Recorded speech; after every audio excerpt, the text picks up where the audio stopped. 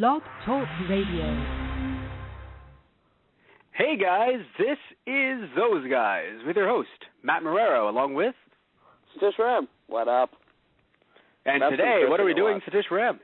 Apparently cursing a lot, because I think you got in a nice F-bomb right as the broadcast started, which is beautiful. I'm hoping so. I don't think it did that because I believe even though the broadcast starts, we do have to wait for the nice Blog Talk Radio. Does that start off all our shows? I know we're talking about Gravity Falls tonight, and we're doing episode 3. But it makes me wonder, because, like, I don't know if, I know it starts with Blog Talk Radio thing, but it was almost simultaneous for me. Like, if it was done correctly, like if you were a woman, I would have heard, fuck talk radio. And, like, you know, something like that. You know, but obviously, you know, your voice being more masculine stands out. So it's like, fuck talk radio. And, like, No, I'm pretty sure, and I'm hoping that, I'm hoping they did hear it now, because for the time that we took to talk about it, I'm hoping people did hear it slip in. I'd be very upset if it didn't. It's like a nip slip for you. Just the F-bomb slip, because you don't particularly like the cursings. So No, you haven't heard me on the other shows. I can if it's relevant. That's interesting. You don't curse with me? Is that because I curse, or?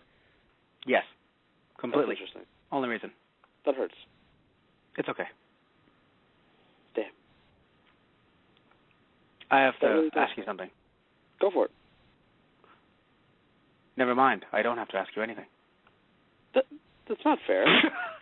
What if that was the entire show? To me. Good night, everyone. Good night. No, it's like doing the exact opposite. Like when everyone says about improv, right? Where it's like, oh yeah, improv. You know, you have to always go in. What if it's just like, all right, yeah, I'm gonna go all in. Yeah, all right, come on, ask you something. Sure, I'm about to ask you. No, wait, don't.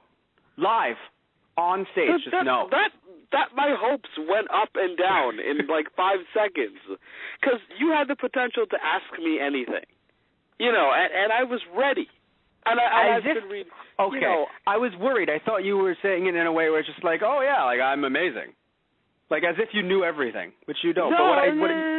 I was ready, like, you know, in the sense of like I wanted something coming at me here where it was like, all right, it's time to shine, you know, and I got nothing, and that probably was worse than getting a question I didn't know the answer to. Here's a question you do know the answer to. Here's a question you do know the answer to. How good was Gravity Falls tonight? I don't know. It showed tonight? I had no idea. Why doesn't anyone tell me these things? I thought it showed a week ago. Fuck! Shh. Don't let them know. Don't let them know what we're doing, Satish. Gravity Falls was on TV tonight, and it was a really good episode. Did I read that the way you wrote it, Matt? Do you know who controls the balls, Satish? We control the balls. We control the balls. We control the balls. From Birmingham to Montreal, we control the balls. Guys, I figured it out. We control the balls. Now he gets it. Oh, you guys. Our lives are filled with none of fun, but there's nothing like a hole in one. Can I go now? No. You stay here and listen to our podcast. Yes. And by the way, speaking of listening to our podcast, would you be able to tell everyone about calling in and our cool call-in features? Sure, why not? So, for those of you listening, tonight we are, of course, doing Gravity Falls Episode 3, which is the Golf War. And our call-in feature, as always, is through this number, 718-664-9468. That's 718-664-9468. Now, if you want to call in and speak to us because, hey, you want to talk about Gravity Falls, nothing wrong with that. You just hit the 1 button when you call in on your touchtone phone or mobile phone, and we will be alerted with a little blue exclamation point that tells us, hey, you want to talk to the host of the show. If you don't want to talk to us and you want to call in just to listen and hear our wonderful voices to lull yourselves to sleep or to hear us talk, that kind of stuff, you can call in and not hit the 1 button, and you'll be able to listen in as if you're listening through your computer or anything else because, you know, your internet might be preoccupied otherwise with leaked nudes, Netflix, large downloads like leaked nudes. You might be playing PS3, Xbox 360, PS4, Xbox One. Don't know how you get from 360 to 1, but hey, call in if you want to listen. Call in if you want to talk. What did you mention about Netflix? Did you know that the WWE Network is just like Netflix? Apparently. Except it's lacking live television, How is it better? Because Michael Cole told me it was. Michael Cole also mentioned that John Cena was the best champion in the history of the world. You know who's the best champion in the history of the world? Sergey. Surprised me. Sergey. Better than Kurt Angle. Yeah, I mean, I gotta say, he's the only Olympic gold medalist mini golfer. Yep, because they only had it for 1 year. So Sergey has a claim that, Kurt Angle can't even match. No. Other people have won gold medals where Kurt Angle has won gold medals. Sergey is a one and done. I mean, they had, nothing else. Yeah. And if you don't know what we're talking about, we're referring to wrestling, WWE. You can check out some of our podcasts or just watch this product. But we would suggest watching the podcast. Just now we were talking about Sergey, who, is not a professional wrestler. He's a professional mini golfer in an animated series. Kurt Angle. Yes. Kurt Angle is a professional wrestler. Yes. One of the most decorated professional wrestlers in the history of WWE, WWF, WCW, and TNA. But, and ECW, should admit to that. But, Gravity Falls, not wrestling. The show was good. Yeah, that's about it. I guess we'll just wrap this up. Good night, folks. Yeah, good night. No, actually, it's funny because usually, when we've noticed that we usually get off track and we complain a lot about really bad episodes. And thankfulully, sadly we got off track, but we have nothing to complain about today. Everything is just positive and all happy and fun, so it's very interesting. Let's hear us talk about good things. I'm Bailey today. You all can hug me if you want.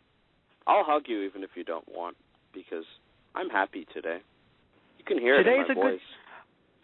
What's great, I think, especially when you talk about Gravity Falls, it was good when it actually aired, breaking the fourth wall.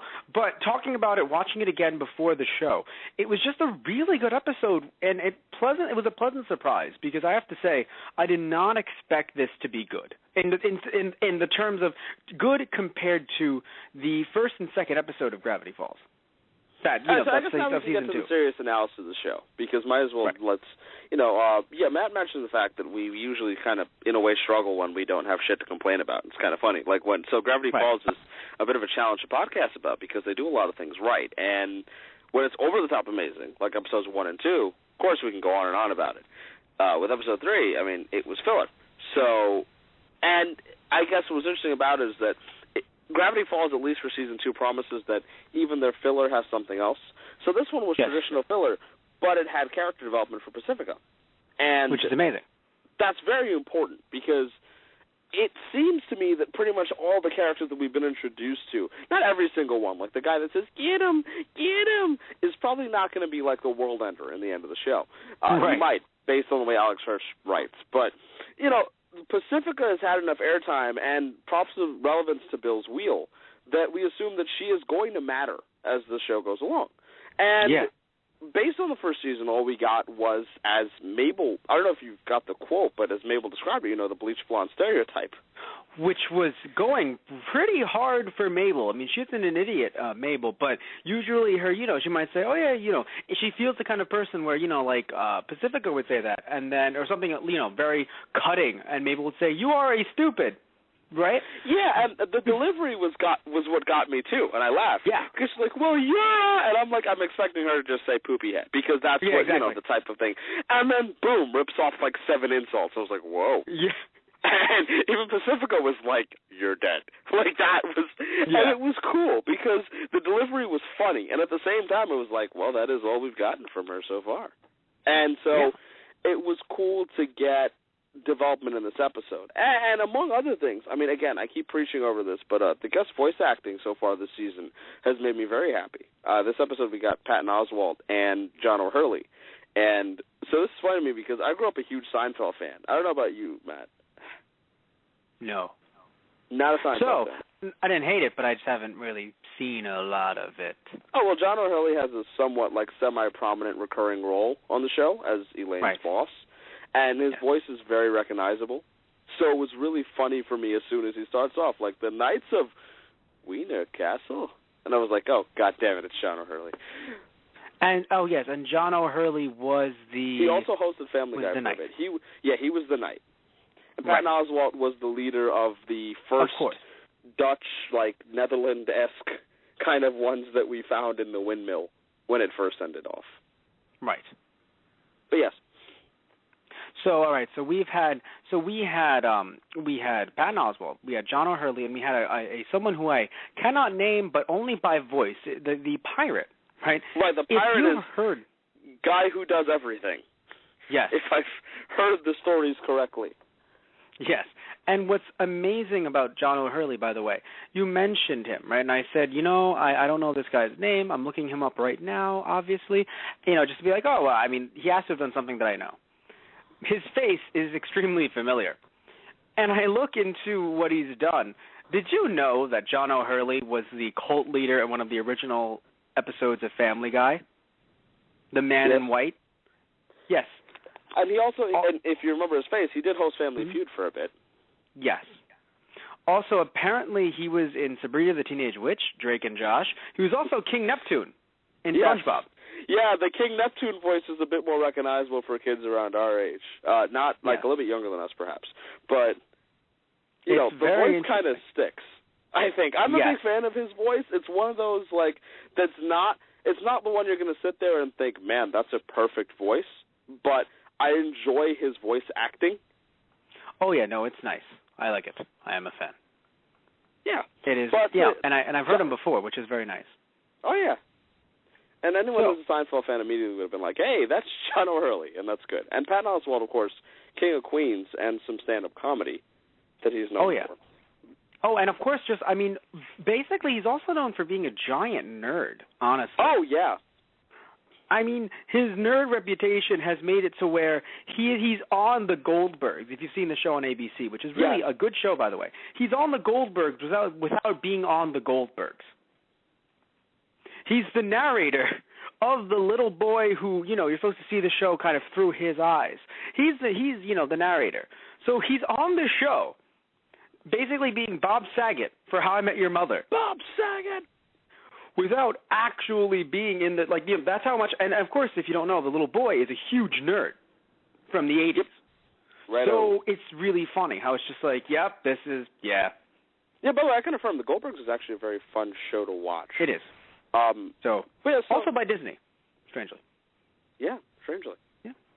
Go Disney. So, did you happen to notice, for this episode of Gravity Falls, we actually had a different animation studio doing the animation?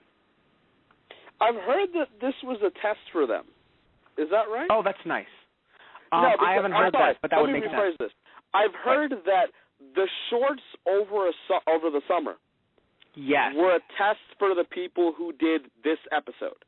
Because they let them animate the shorts to see if they could do it, and then because this was the filler episode, the first filler of the season, they allowed them to work on that. I can't confirm that 100%, but that's what I've been told.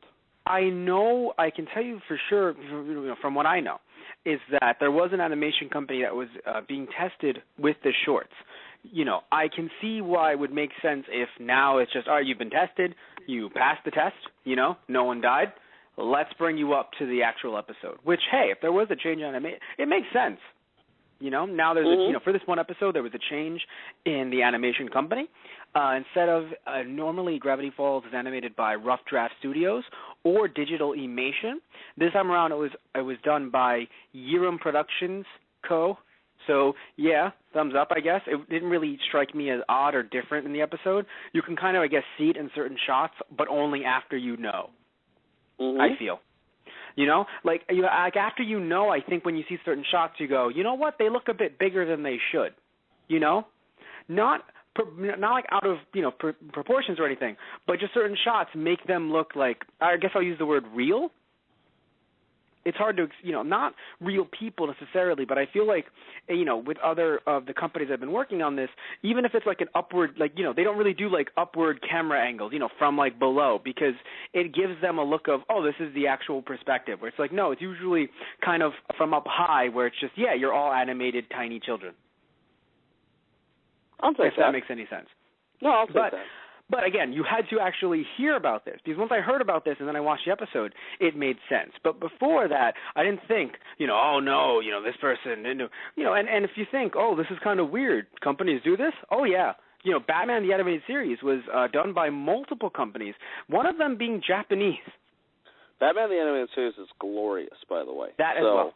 That's definitely a good reference for you to use, because it's like, oh, so a random, no, a really good animated series. Oh, yeah. Use that. Hell, even look at Tom and Jerry, and they always have different directors and from that also kind of different companies as well working on animating that show, which is why you even have people saying, oh, yeah, I like this era better than that era, because you had a different director and production team behind the series for certain parts of this show, certain seasons. Anyway, so back to Gravity Falls. Didn't notice it, but it was there, so we have to mention it. I really like this episode because, like you mentioned, we were able to get so much from it where, it really, like, you can't say, oh, yeah, skip this one. You really have to be a stickler for just, nope, it has to involve the town exploding or getting the possibility to explode to say, I'm going to skip this one. This one's stupid. Why do we care about the characters? Blah. Right? You really can just sit there and just say, no, you know what, this was worth it, and I was satisfied. And there was enough jokes in it, and I feel like they wanted to go a bit darker because people thought, oh, mindless filler. Mm-hmm. Because there were a few jokes in there that I just thought, how did you get past the censors? Yeah, it's funny because the one that I'm thinking of for sure, right, is when I was watching with a friend at the time who was, and this is a problem we've talked about before, constantly under the impression that because this was a Disney show, it had to be a kid's show, and that we were either A, looking too much into it, or B, enjoying it regardless of the fact that it wasn't directed towards us.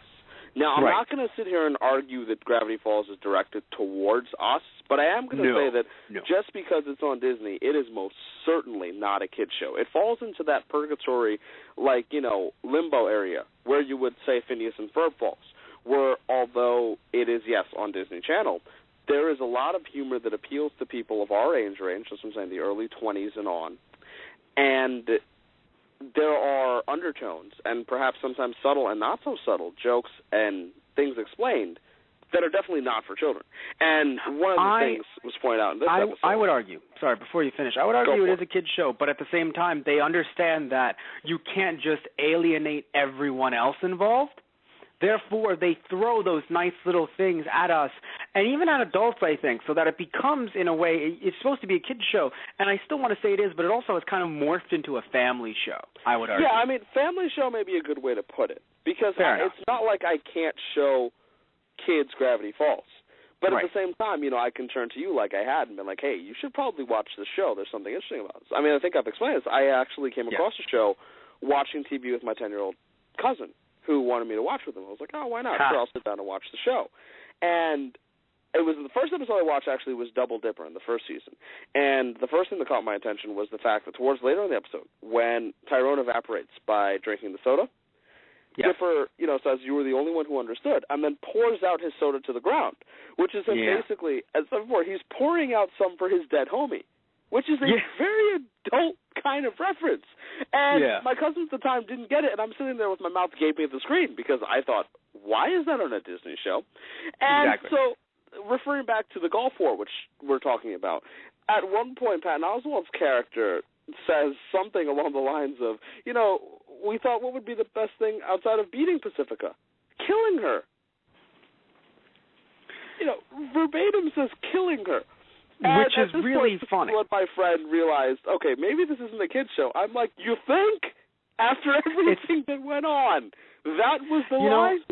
It's upsetting that it took someone that long, but it's okay, and I understand because, sadly, the stink of Disney, the mark, the mouse mark on the back of Gravity Falls is hard to shake off until you've actually really just sat there and marathoned.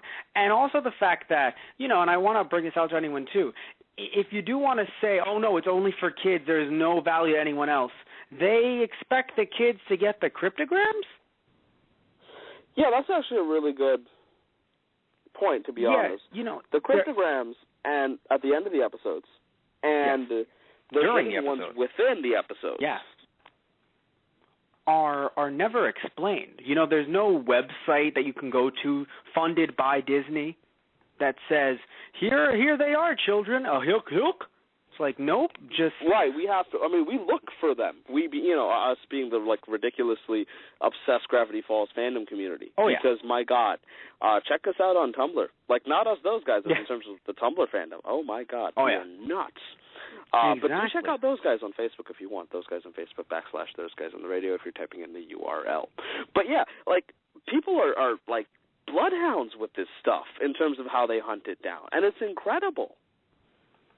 I agree completely, and that's why, and again, I'm not trying to, say I understand why you would think that at first, but really when it isn't anyone taking things a bit too far in this show anyway. I understand maybe some other shows, but in this show specifically, there are a lot of things I think that they want to at least, if they're not fully embracing, I think, teenagers and adults, but they're putting a hand out and saying, hey, if you want to join in the fun, come on in. Mm-hmm. That's how I feel with this show. Anyway, so, speaking of the dark, more of the kind of darker, not dark but the darker things in this episode, we also had the whole minor thing, which really just kind of threw me off completely, where it was just that little scene where it's I wonder what fun stuff goes on down there. And also it's just yeah, you can't go in there, there's gas. I'll go. No, you can't. You'll die. It was just me sitting there going, are they seriously going to kill this guy for they just did? Yeah, that was one that was much and in case we've forgotten, Big Henry. Yeah, Big Henry, right? We also have the seagull incident when they first started fighting. There's the seagull completely, I'm pretty sure he swallowed one of them whole. Oh, yeah, that took me a second. But yes.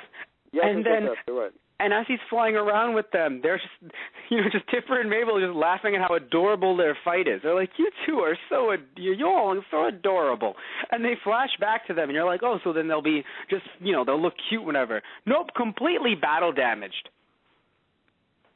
Yeah. And I'm saying that, I'm just going, so they just kind of made golf gang wars a thing.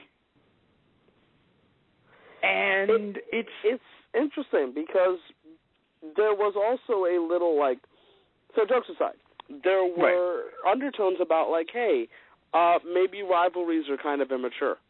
Exactly. And that was interesting because gaining an ally in Pacifica, if so, not off this one episode, but if throughout the season, Right.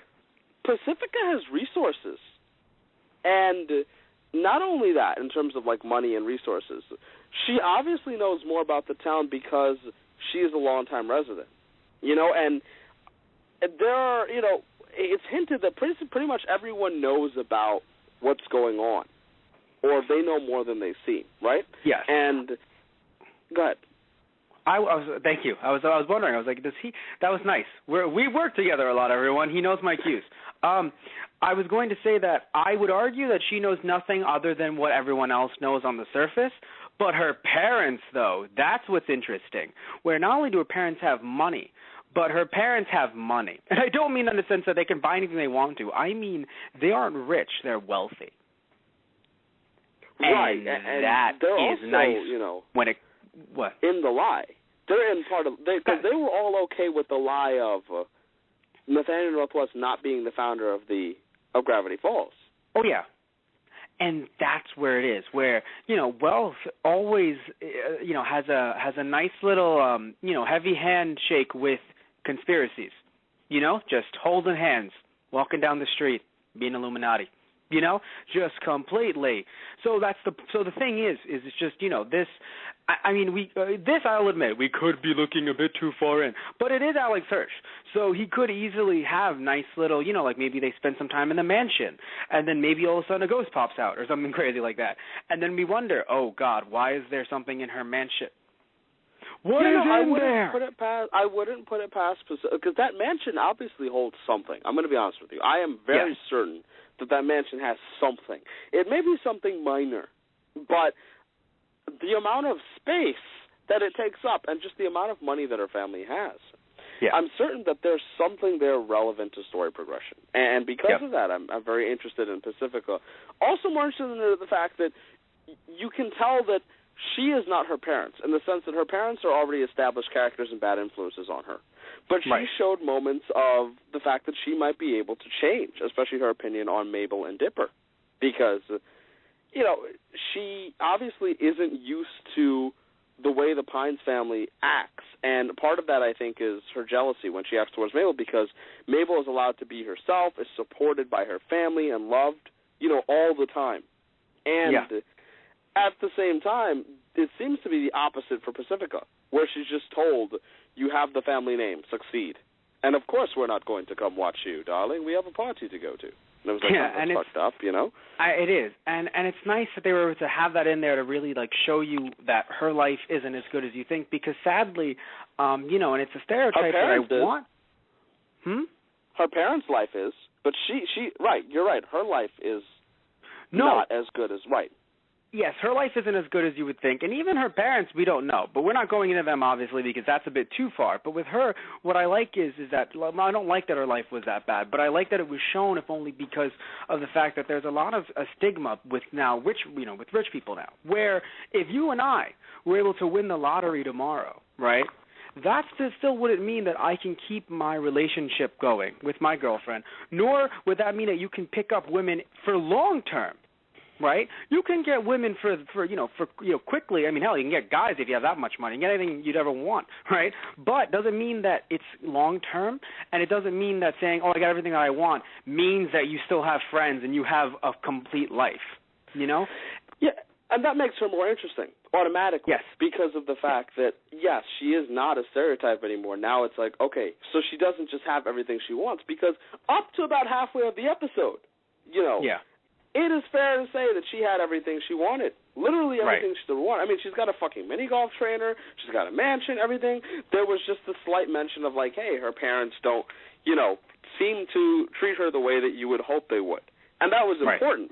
And now throughout the entire episode, you've realized the scope of things where it's she wants to make them happy and be successful in front of them and get their praise. But they're not going to do that for her. And at the same time, they obviously impose restrictions on her where she's not allowed to eat in the car.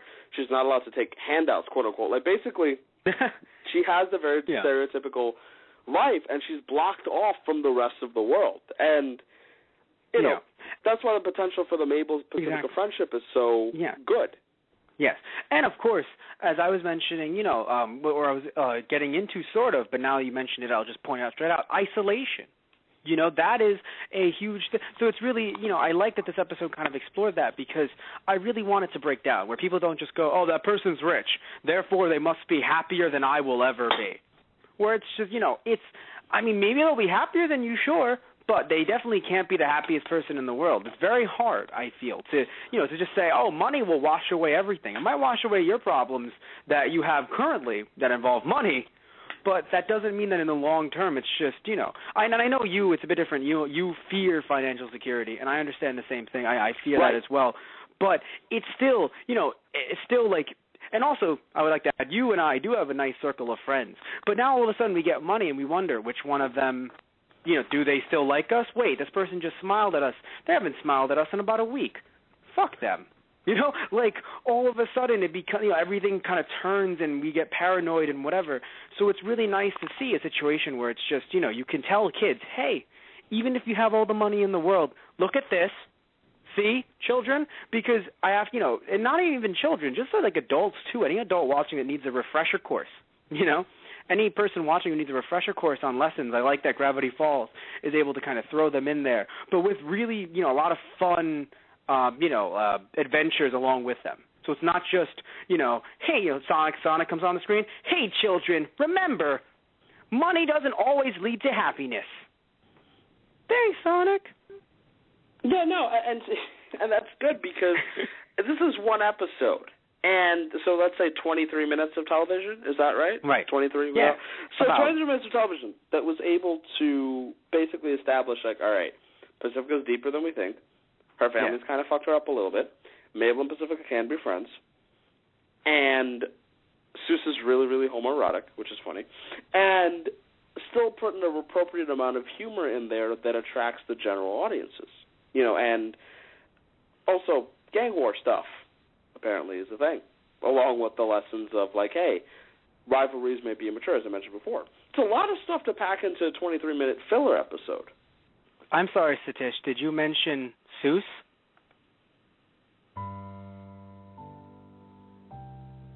Hey, a lot of stars out tonight. Okay, this is getting kind of weird. I'm sorry, I can't hear you. If I was running the soundboard tonight, I'd mute you. This goes on forever. In what case did we you needed it for upload future... that for? What? Did you upload that solely for the joke, or did you have that on reference for something else? Solely for the joke. All right, points. But no one can see me smiling, and nor the kid. W-neck now. What? Yeah, I would love a W-neck. W. Pacifica talked about the W-neck, which was really nice. Tell your servant I liked his W-neck. Yeah. That also made me laugh a little bit because, first off, she doesn't see Seuss as anything but a servant because in her head they have to have a servant because that's right. all she's been raised on. That was subtle. That being said, the W-neck thing cracked me up. Just Seuss's dedication to fashion, I'm going to make a W-neck. And out of everything. And he's cutting W-necks out of all of his clothes in the car. Yeah. And when you look at it, it just basically becomes a large V-neck, which is really funny. Which, by the way, large V-neck, and also I would like to mention that it's the same shirt. All of them are the same shirt. Yeah. Which reminds me, quickly straying away, did you see Cheap Pops from WWE? I did not. Oh, well, it got taken down. Have to find it. Oh, video. wait, I've heard about it. Very interesting show. But now I was reminded. One of the skits is John sitting right before the match, right. And the announcer calls in, and he's sitting in his orange and blue, like the orange shirt and jorts. Right. And it's just like, John, time for your match. All right. His music is playing. He goes to his closet. Orange shirt, jorts. Orange shirt, jorts. Orange shirt, jorts. Orange shirt, jorts. In front of the mirror. I have nothing to wear. And That's it reminds great. me of that with Seuss, because it's I like that they're able to do the gag on the fact that most of them wear the same outfit. I mean, Mabel, yes. of course, notwithstanding, because Mabel has 20 different sweaters, and in this season they're all electric, which is scary. But, that was fun. There was a lot of good humor. I think my favorite joke in the episode was, don't worry, man, there's literally no way you can drown.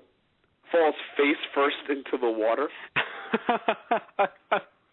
I loved, because this one was really true, just, Pacifica's rich, Mabel. She's cheating at life. So followed up later on with we should have charged her for that taco. Agreed. Yeah. Or just, subtitles, I don't know any French. Oh, that was great, actually. I don't actually know any French. That was really funny. Yes. The entire, they actually did a really interesting job with the characters that they chose for the mini golf thing because, you got all your stereotypical mini golf holes, and I thought it was fun because mini golf is something that sometimes the holes, we don't know how the hell they work. And I mean, in TV, they're constantly portrayed that way. So it was really funny to see them basically say, maybe they have little people controlling the balls. We need to work on your English. We need to get you English lessons. I was laughing because I was like, Gravity Falls heavily foreshadows everything in these episodes. It's great. Yeah, when you go back, it's so obvious. The first episode, he turns to the zombies. And it was really funny about them doing the zombies, by the way, for episode 1, is the fact that they referenced that in the first episode of the show. Yes. But anyway, although in this episode, sadly, it wasn't necessarily, I mean, it was slightly foreshadowed, I guess, but it wasn't as heavily hinted as it would usually be. Or heavily, hinted under, without us really knowing.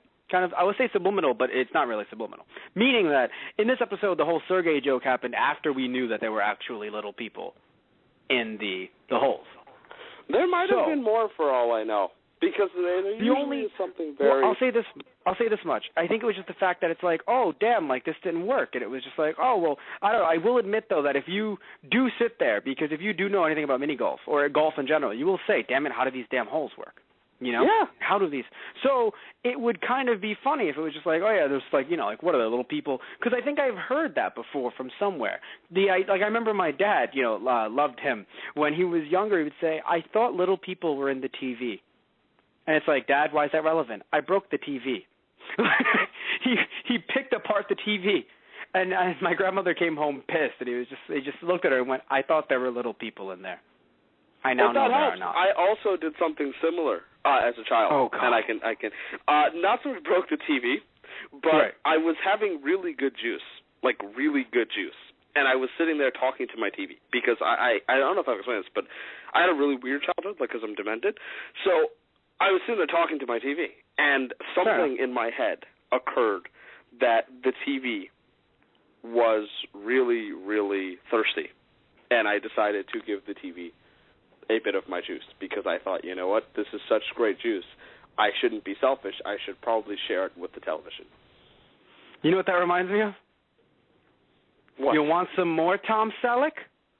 You can have some more Tom Selleck. No, not for you. You had yours. If anyone doesn't know, that's from Family Guy, everyone. Yeah. Where Peter was feeding his television. I believe it was Magnum P.I. I think he was watching Magnum P.I. And he's just feeding his TV, and he's like, no, none for you. You've had yours. But, so that's what you reminded me of right now, and you actually did that. So that's the thing, everyone. But, but anyway, I have very vague memories of my childhood, so I actually feel very comfortable sharing them to people because, like, if I've got 3 memories, I might as well record them on air so next year I can remember what they were. Fair enough. Hey, those are lewd hand gestures. We've mentioned this before. The little things like that are really nice because even I think the kids understand what he's doing. Mm-hmm. You know, but it's just a simple fact that they can't show that on TV.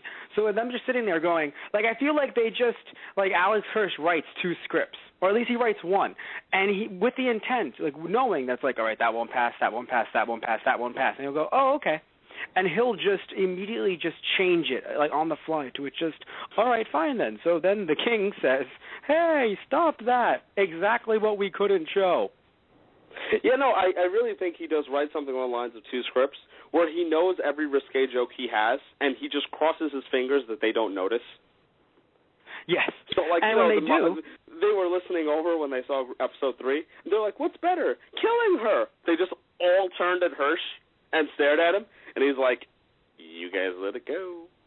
Sorry. No. I feel like, no, you know what he did? I think he did and I forgot what this is, but it's a psychological thing. And hopefully if you can remind me of what it is, it would be great. It's the idea of, he put out 2 scripts, right? The first one was with all the risque jokes. Some passed, I'm sure some didn't. And in that script, it was just like, oh, what's better than defeating her? Fucking killing the bitch. And then they were just like, let's just make it killing her.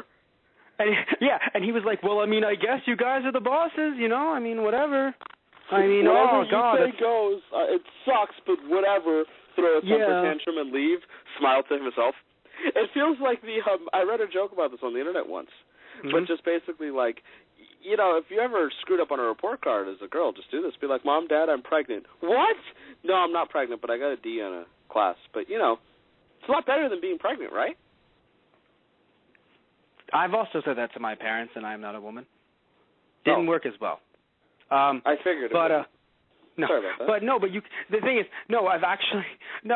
you can. It's actually like a psychological thing, and of course, it's made jokes. You know, women making jokes about that on the internet. But yeah, I mean, it's just it's an actual thing where it's just, oh yeah, give them the really bad one, and then the lesser choice that you wanted, and immediately everyone's gonna go for the lesser choice. And it's just like, oh, man, dude, you're breaking my arm here, man. Oh, twisting it. Oh, man, No, I could just imagine at some point somebody just, like, sits there, like, an hour later. Yeah. Fuck, Hirsch just got us. He'll realize it. And it'll be like, and you'll see him running towards whatever final copy machine he has. Too late, motherfuckers. And immediately. I would like to meet Alex Hirsch. Because, you know, he seems like a young, vibrant guy. He does. And as he's running, by the way, I'm happy you said that because as he's running, immediately everyone becomes the character from The Matrix. Everyone starts morphing in Disney. Everyone just starts more. I believe it as well. Mhm. Totally. 100%. And what's strange is that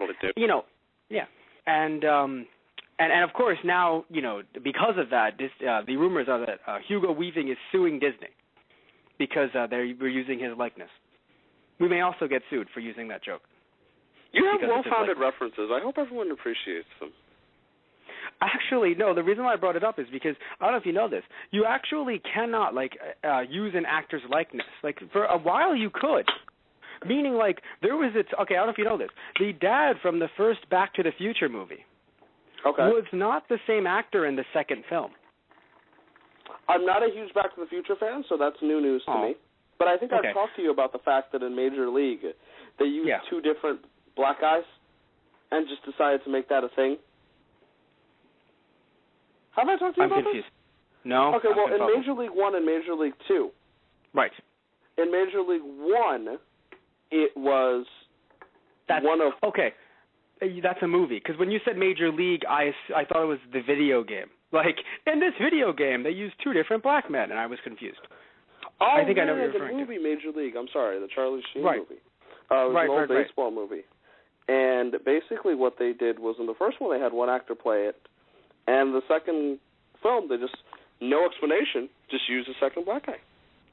But they changed the actor, right? No, same character.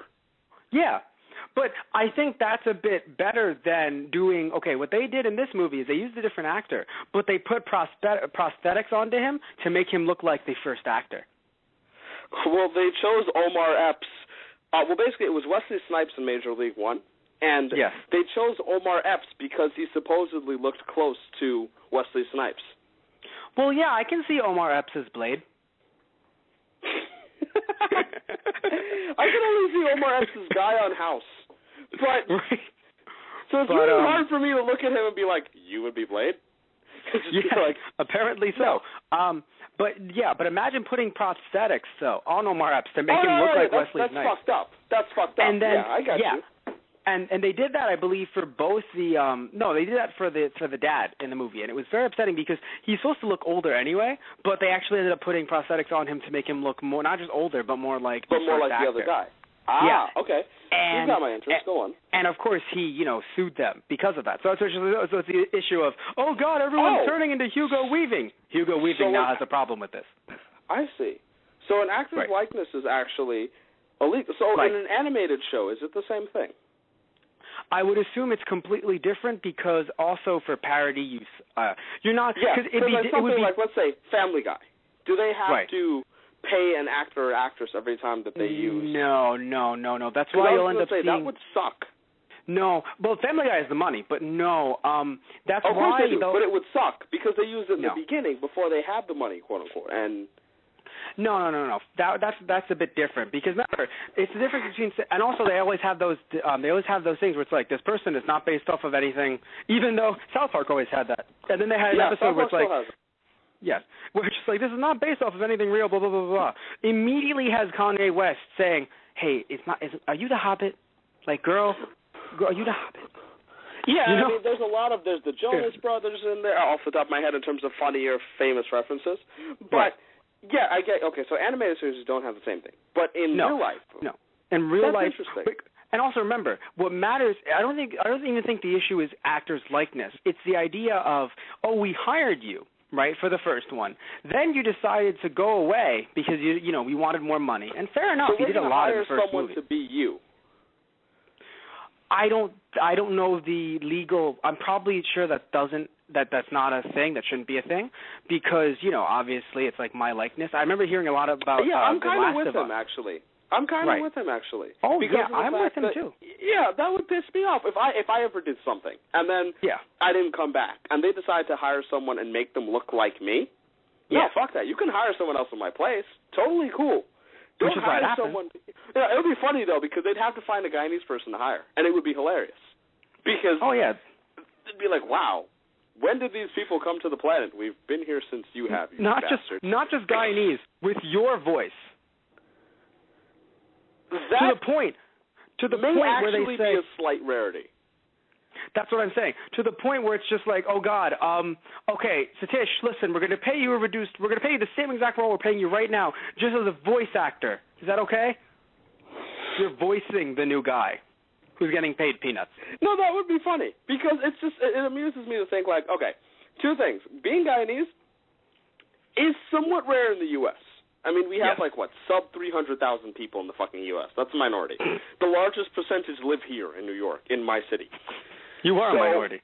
Yeah, I'm a minority, and I'm in the majority of the minority, which is wonderful. But, yeah, so largest percentage live here. This voice, not mutually exclusive, not exactly like, obviously, that's, but putting the two of them together, finding, because, you can do the voice things better than me, but you're less of a minority than I am. But I am. You're still a minority, which is good. Obviously, I hope that somehow, regardless of, however which way, whether it's we should hire a minority or, this guy's talented, I hope that somehow you break into the field and, things happen. Speaking of promotional opportunities, we have a Gmail, thoseguysonthe.radio@gmail.com, and if you want to talk to us about promoting, your product on our show, almost whatever you want to promote on our show, we'll talk about it. As long as it's legal. I think I've mentioned this before. Right. Any legal product placement that you want to hear Matt or I advertise. I sell alcohol from a basement. No. I sell cigarettes from a basement. No. Why is it from your basement, by the way? Just sell it elsewhere. I like that you're questioning the voice that you just did. You're getting into an argument with yourself. And it's fun because I think one of the days what we should do, actually, maybe because we are eventually going to work on a YouTube channel, is one of the things we can upload, if you all would like that, is an advertising reel of potential things Matt or I could. We're not having a YouTube channel ever. That would never happen. Well, damn. So anyway, about this episode. Well, it's funny, again, we've gone off topic because amazing episode. You know what I mean? It's very hard. We hated the fact that it was so good. Yeah, no, I mean, it's funny because if you sit there and you want to be like, hey, you guys get off topic a lot. Well, I'll raise you one. I'll do a podcast with Matt where we talk about solely this episode of Gravity Falls. And I'll give you 5 minutes before you get bored of the animation was good, the story was good, the jokes were good, the character development was good, yay. I love Sergei. Also, by the way, we mentioned the lewd hand gestures thing. Before I get into my love of Sergei, we mentioned the lewd hand gestures. I don't know if you noticed, that guy was from episode 1. It was one of the people that Mabel was lusting over. Mattress King. That's the same guy. Mattress King? Yes. No, yeah, it is Mattress King, right? I just assumed that you're... Yes, that's what I'm saying. Yeah, so I just laughed because he was still king. He went from being Mattress King to Mini Golf King. And it was just great because I'm like, is that his role? Does he just work at numerous places and run the king thing? And I love how I didn't realize he was the king for some reason, the way he dressed and the way he looks. He looks like the jester, or rather the man who was in the king's place. He's like, no, I'm the king who spoke it. Oh, God. Yeah, no. It's just really funny how it's just, nope, he's still the king. And I'm just like, really, king? But obviously, that's made by Hirsch. Just be like, yep, that's your king. I like that, and I like the continuity. I mean, I mentioned it was the first episode where we saw Puma shirt or Panther shirt guy actually decide on the fact that he got a Panther shirt. Good decision. Puma shirt, Panther shirt, Puma shirt, Panther shirt. These little continuity things I think mean a lot to us as a community because it's just something for us to smile at, and the show would do fine without them, but it's very easy to respect them when you realize that they're putting in the effort that we do in analyzing the show. We sit there and we notice these things because we're obsessed, and they basically give us these things as a tip of the hat, like, thank you for looking into our show so much. Here are your little Easter eggs. And that's nice. Easter eggs in video games and shows are great feelings. Oh, yeah, and they care. That's why. Also, speaking of continuity, Mabel's anime boyfriends are back. Oh, my God. That scene was absolutely beautiful. And they're working on the burn unit. That scene was perfect. Oh my God! It's so wonderful. I mean, it's not only the over-exaggerated Pacifica, just the fact that they appeared again, same voice actors, which is always nice. They appeared again, same voice actors, and they're just, it's the jokes that, what I like too is those are the jokes that we make, and you're teaching them to kids, but they aren't jokes that are so, like, oh, hey, there once was a man from Nantucket, whoa, It's, because if that was on Gravity Falls, I'd be like, I don't know, right? But it was really nice to just have, like, like, oh, I heard a little girl here needs to be taken to the burn unit. Oh, yeah, no, what was it? I heard a little girl got seriously burned. Yeah, we came as fast as we could. We came as fast as we could. I heard a little girl got seriously burned. Ooh, I was like, oh my God. Exactly. And it's what the kind of humor we expect from Gravity Falls, and that's okay. Yeah. And, if anyone's out there sitting and listening and wondering what we're talking about, I mean, do watch the episode. Again, I won't hold back if it comes to a Gravity Falls episode. I'm like, you know what? You can skip over that one. Because there were like 1, 2, or maybe 3 episodes in season 1 that you could skip over. Not saying you should. I don't think I ever thought in Gravity Falls season 1 you should skip over something. Yeah. But there were 1 or 2 I think I missed on the path to the season finale, and I went back and watched them, and it didn't really change things to me. Fair enough. But I will say that, I just want to mention, too, as we mentioned before, that, there's some they might think, oh, wow, Dipper, like, oh, God, an episode where Dipper becomes a man. It's like, no.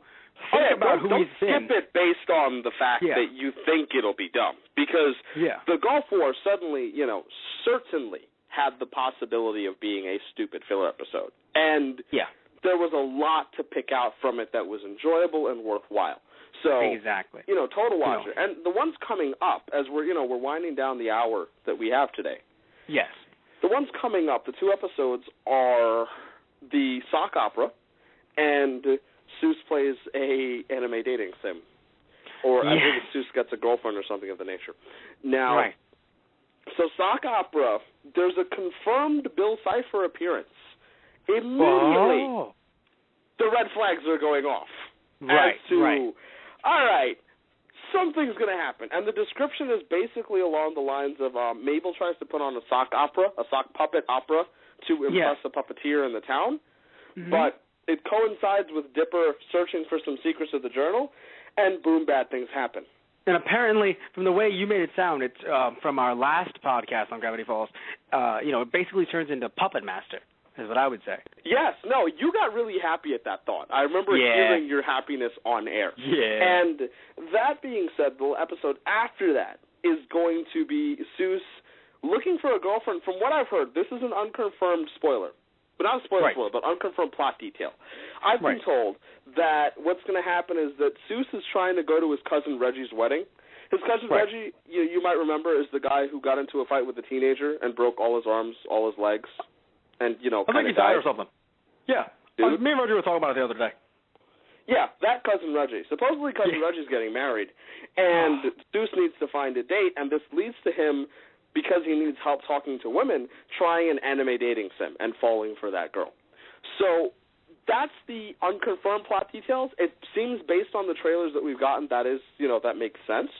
Right. So that being said, I am looking forward to these 2 episodes because a Bill Cipher appearance in 4 is enough for me to think, oh, my God, this is going to be watchable. Because Bill is like anti-filler. Not saying filler's bad, but any time that he appears, there's going to be some kind of development or something that matters that needs to be seen, like literally NEED capital letters needs to be seen. And how great is it to have had our filler not be that much filler and then immediately jump into a Bill Cipher episode? And if Seuss's episode after is filler, I am under the impression that I'm going to enjoy the hell out of it. Which is nice. And this is definitely a biased opinion because I think it's going to be funny. It's not going to appeal to everybody. But I think that I can't imagine it not being hilarious. As being... Exactly. Like, Fight Fighters was one of the episodes I got to use in season 1 to sit down and show my friends and say, hey, you should watch this show. This is why. Show them Fight Fighters. They get all the references. They enjoy it. All right, this is a funny show. It is. Good. And I think that this is going to be a similar type of episode where it's going to be filler, but it's going to be really funny and relevant to the people that we know. where I can sit down and say, you know what, watch the show, because this is probably going to be funny. Yes, and before we go, I'd like to mention a few of the ciphers that were in the episode itself. There was one that, during the credits of the episode, that says, "Remember Big Henry!" Found on the castle wall right after the golf cart dodges the giant swinging axes.